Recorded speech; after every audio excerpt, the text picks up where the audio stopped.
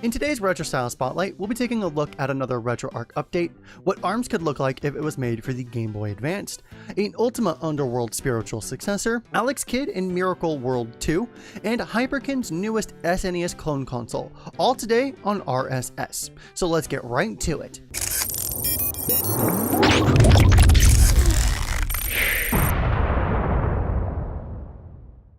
Thank you to all my patrons who are helping make this show a reality. If you'd like to help support me do this and any other venture that I come up with, then check out the various ways that you can support and donate in the links below. Being a solo creator on their own, every dollar and every way that you guys help make this show a reality and support me helps. So thank you all very much. As always, a special thank you to all my patrons, Alex Dubois, Draconis, Karen Storms, and Twistar. Thank you all very much for your support. In this week's Emulator Roundup, RetroArch has already been updated to 1.6.6 and sees many notable non-PC related updates. There have been several general updates, but the big bullet points this time around are that Material UI got a complete overhaul with a ton of improvements, and a Nintendo 3DS regression getting fixed up. Well, not updates specifically, they have also reiterated that the PSP Core update is coming soon, and that they may have a Wii input fix working and should hopefully be coming to you soon. For those that don't know what Material UI is, it is RetroArch's mobile-specific UI that has been getting updated, but hasn't seen the love that the X and B styled menu has gotten.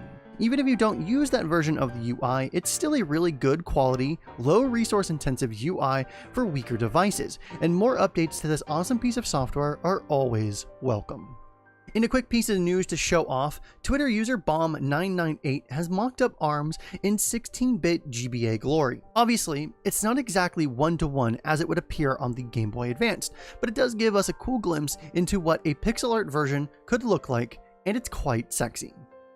Otherside Entertainment, which most of you might not be familiar with, has finally found a publisher for their Ultima Underworld Spiritual Successor in 505 Games. For those that are unfamiliar with them, Otherside Entertainment was founded 3 years ago by ex-Ultima Underworld developer Paul Neurath, created a Kickstarter for this game, cleared his goal, and has been working on it ever since. Since then, the studio has brought on other Ultima Underworld dev Warren Spector, who is currently helming System Shock 3 for the Austin, Texas branch.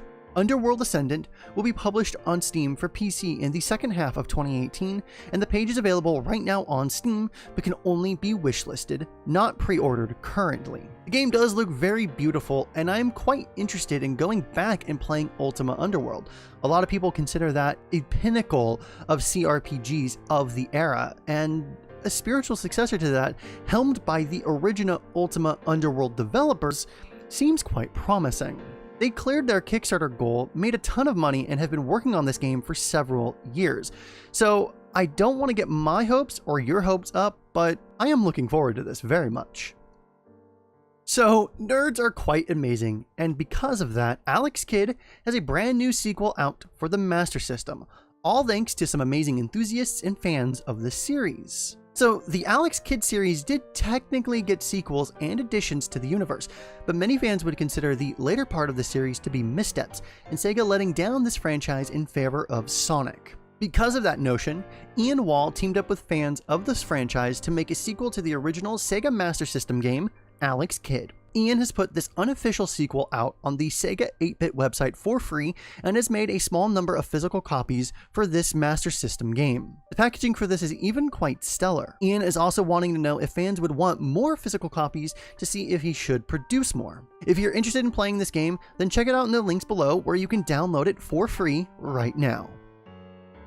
Hyperkin strikes fear and hope into a lot of people nowadays, and usually with good reason. I'm not going to get deep into Hyperkin's issues here today. I should probably leave that for a different video, but instead mostly showcase the latest news for their hardware. Hyperkin's next clone system will be the Supa RetroN HD, which will focus on the SNES, like the similarly named Superboy S. This SNES clone system will have HDMI and composite output, use hardware emulation instead of software emulation, include a region switch, and allow the user to switch between 16:9 and 4:3 aspect ratios. Not much else is known about the device quite yet, like the price or the release date. We do also know, though, that it will include a redesigned Hyperkin controller that is modeled after the SNES pad. So I did say I wouldn't be getting much into what happened previously, and I still won't for the most part, but I am of two minds of this, and every time I make these scripts about Hyperkin,